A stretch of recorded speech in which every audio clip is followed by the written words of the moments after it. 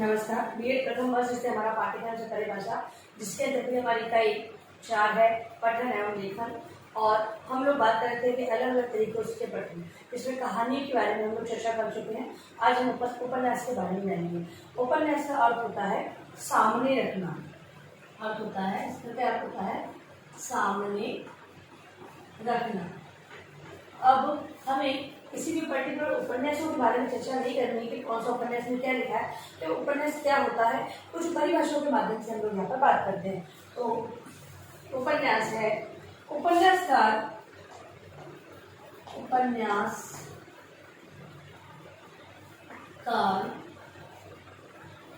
एक सृष्टि को पाठक के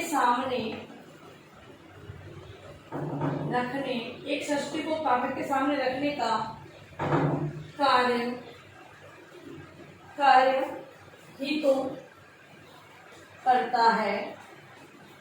मतलब उपन्यास के बारे में क्या बताया? उपन्यास क्या है? एक जो उपन्यासकार है, जो उपन्यास की रचना करता है, वो पूरी सृष्टि को पाठक के सामने रखने का कार्य कर रहा है, इसीलिए इसे क्या कहा गया?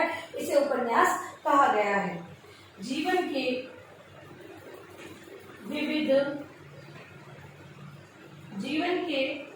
विविध पक्षों की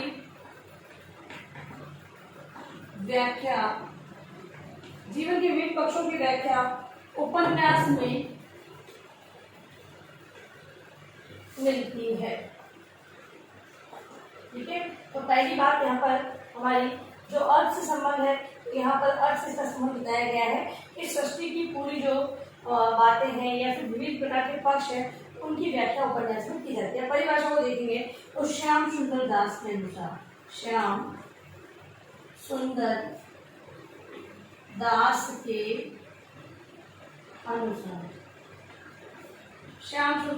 के अनुसार इन्होंने परिभाषा बताई है। उपन्यास मनुष्य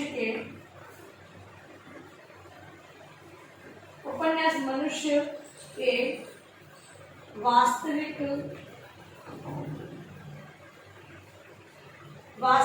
जीवन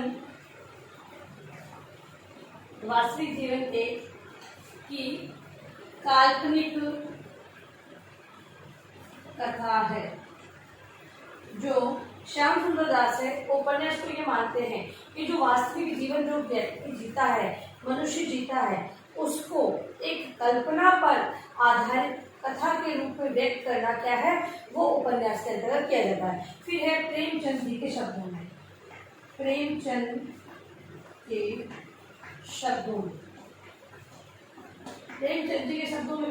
क्या बताया है कि मैं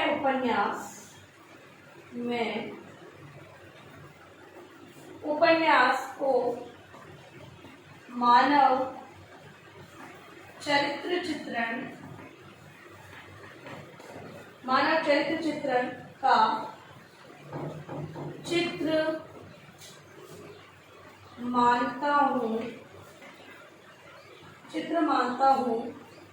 मानव चरित्र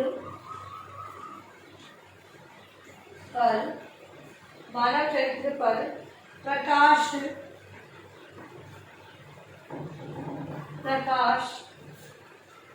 डालना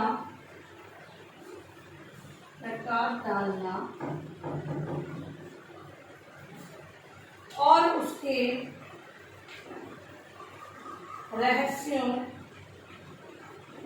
रहस्यों को खोलना ही उपन्यास है। अब प्रेमचंद जी इन्होंने बताया है कि मानव चरित्र चित्रण और मानव जीवन के संपूर्ण पक्ष पर प्रकाश डालना, उसके रहस्यों को उसमें व्यक्त करना, वो उपन्यास के अंतर्गत किया जाता है। एक लास्ट परिभाषा है हडसन के अनुसार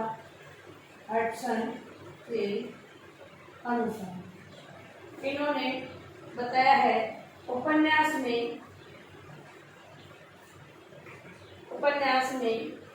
नामों और तिथियों के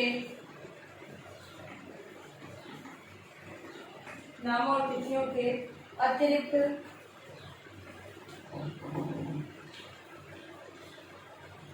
और सभी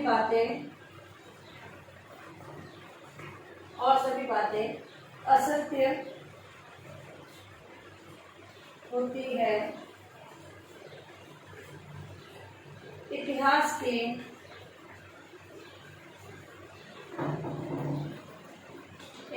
के नामों और तिथियों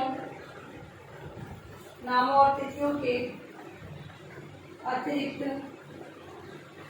कोई बात सत्य नहीं होती।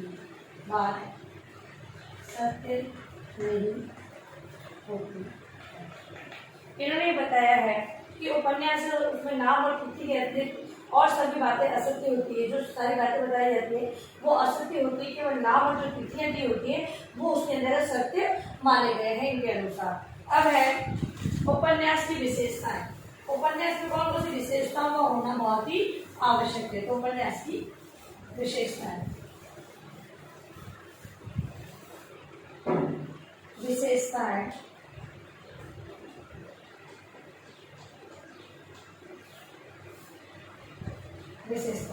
यह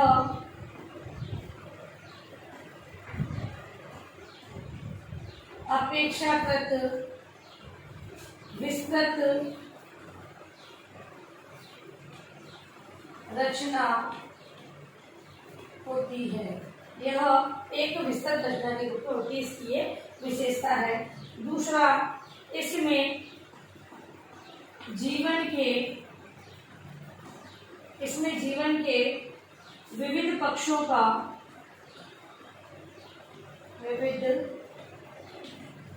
का समावेश होता है। दूसरी बात कि जीवन से संबंधित विविध जो पक्ष होते हैं उनका समावेश उपन्यास के अंतर्गत दिया होता है। तीसरी विशेषता इसमें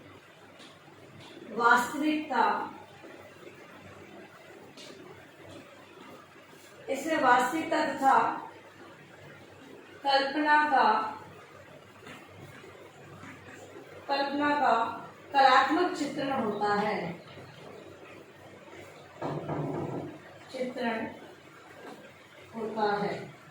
ठीक है, तो इसमें वास्तविक चीजें तथा कल्पना दोनों तत्वों का कलात्मक रूप से चित्रण किया जाता है। इसकी विशेषता होती है। अगला है कार्य कारण श्रृंखला का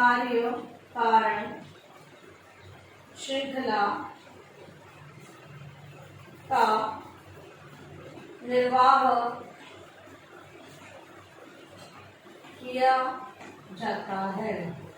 कार्य कारण श्रृंखला मतलब कि जो किसी भी कार्य को बताया गया तो उसके कारण की श्रृंखला उसमें बताई दी जाती है, क्योंकि उसमें सारा पूरे मतलब जो पात्र होते हैं या फिर जो भी चीजें उसमें बताई जाती है उसमें सकारण मतलब कि कारणों के सहित तो उस चीज को बताया जाता है। एक ऐसे छोटी कहानियों के जो रूप होते हैं जिसके अंदर सारी बातें स्पष्ट रूप से दिखाई देती है, उसी प्रकार से जो कार्य कारण संबंध होता है या उसकी जो श्रृंखला है वो उपन्यास के अंदर सीधी सीधी में देखने को मिलती है। फिर है मानव जीवन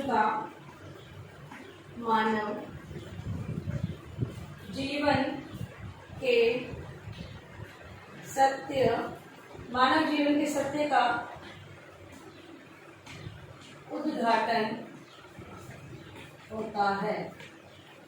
मानव जीवन का जो सत्य है उसका उद्घाटन उपन्यास के अंतर्गत बताया जाता है। फिर है जीवन की समग्रता,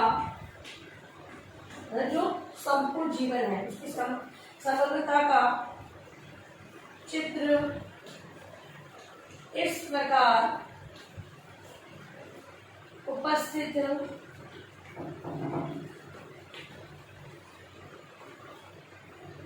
किया जाता है कि पाठक उसकी अंतर्वस्तु तथा पात्रों से अपना तादात्म्यीकरण कर सके। ठीक है। और अगली विशेषता इसमें ये होती है कि इसमें समग्र चित्र प्रस्तुत किया जाता है और जो अंतर्वस्तु होती है उसमें अंतर्वस्तु जो की जाती है पात्रों की, उसमें आपस में तालमेल होता है। और अब है उपन्यास के तत्व।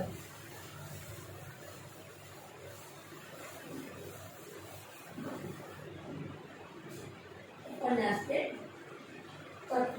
तत्वों के अंतर्गत सबसे पहले आता है कथा वस्तु, जो बताई गई है, जिस पर उपन्यास का जो मेल है, वहीं पर जो कथा वस्तु के आधार पर उसका नामकरण भी होता है। तो कथा वस्तु, पात्र और चरित्र चित्रण, पात्र चरित्र चित्रण। तीसरा है संवाद और कथोपकथन। अगला है देश काल वातावरण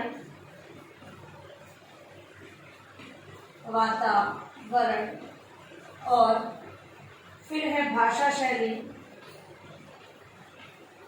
और लास्ट हमारा जो आता है वो है उद्देश्य। देखिए, जो उपन्यास होता है उसके अंदर इन 6 तत्वों का समावेश होता है। अगर ये तत्व वहाँ पर उपस्थित नहीं होते हैं तो जो उपन्यास है उसकी रचना संभव नहीं है। तो इस प्रकार से हम लोगों ने आज उपन्यास के बारे में परिभाषाओं को जाना, उसके विशेषताएं बताई गई है उसको समझा, तथा उसी तत्वों पर हमने बात की है, उसी को गृह कार्य के रूप में आप लिखते रहेंगे। देखिए अपना प्रश्न आप लोग। गृह कार्य है आपका, उपन्यास किसे कहते हैं, इसकी विशेषता तथा तत्वों की विवेचना कीजिए। ठीक है, ये प्रश्न आपका गृह कार्य प्रश्न है, इसको अनिवार्य रूप से आपको उत्तर पुस्तिका में लिखना है। और अंत में इस महामारी के दौरान में कम से कम आवश्यक कार्य होने तक आप बाहर निकले। बाहर निकलते 3 बातों का आवश्यक रूप से आपको ध्यान रखना है। मास्क लगाएं, सोशल डिस्टेंस बनाएं, हाथों को बाधा से अटैच करते रहें, सुरक्षित रहें, ध्यान रखें। धन्यवाद।